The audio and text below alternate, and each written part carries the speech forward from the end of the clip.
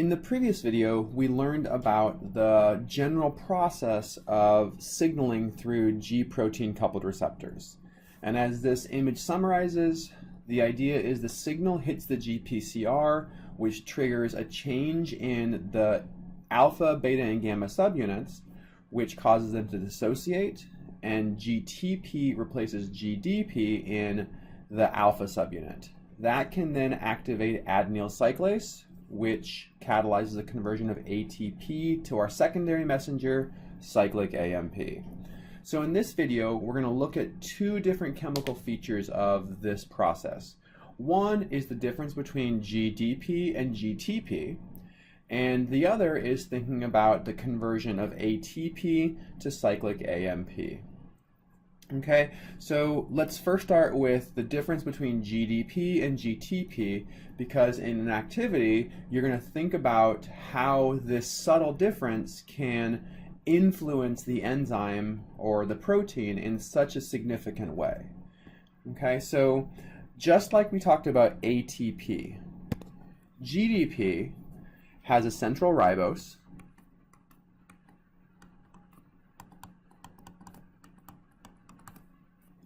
it has a nitrogenous base, and again, you don't need to worry about being able to draw these structures, but I do want you to be just kind of generally aware of the differences between ATP, GTP, and then GDP and GTP.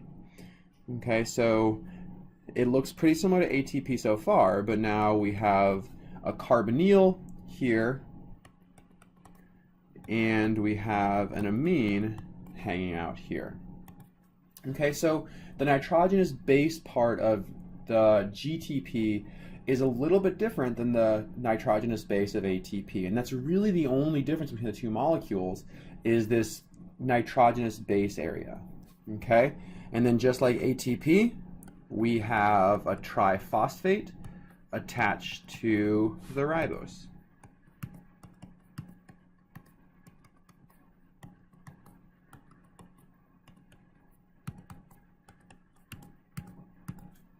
Okay, so here we have our central ribose, which we see here. We have our nitrogenous base, which is the only thing that differentiates GTP from ATP. And then we have three phosphates. We have one phosphate here.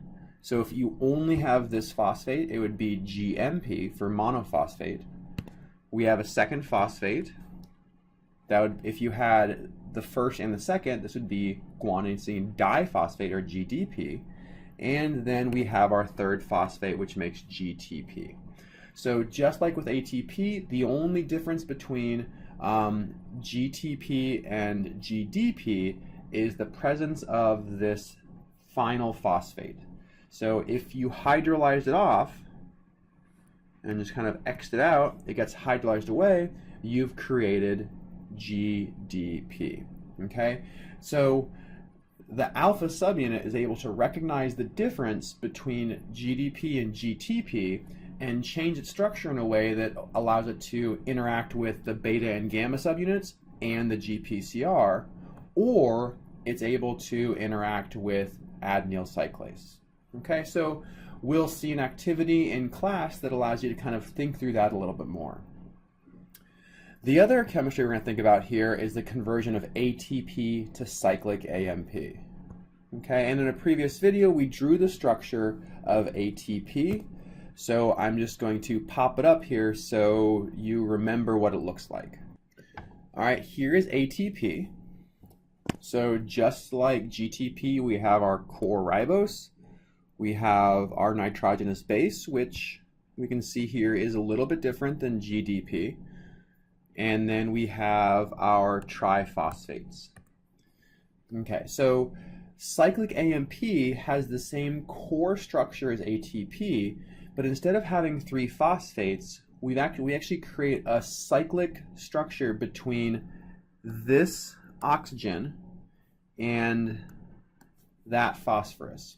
Okay, so we have a condensation type reaction where we're going to break off that diphosphate. Okay, so let me erase my marks here and I'll show you how this works. Okay, so we're not going to go through all the chemistry, but the general idea here is that this oxygen is partially negative, and we know that this phosphorus is partially positive, and it's actually quite positive because of all of the oxygen surrounding it. So we have this attack from our nucleophile to our electrophile phosphorus. We go through that three-step process, and ultimately we break this bond. Okay, and so this is how the diphosphate gets released, and we're going to reform our ATP structure. But now we're going to have a bond between this oxygen and this phosphorus. So I'll go ahead and draw it out here. Okay, so the core structure, the ribose and the nitrogenous base, look pretty similar, but we now have this very different phosphate, right? So the phosphate is now forming a ring or a cycle with the ribose. So we have kind of a cycle that goes from here to here. So we have 2 bonds, 3, 4, 5, and 6. So this is why we call it cyclic AMP. Only one phosphate, so monophosphate, but it has this cyclic nature about it, and that's what gives it its unique properties. Okay, it's easy for enzymes to recognize cyclic AMP, so it becomes a secondary messenger.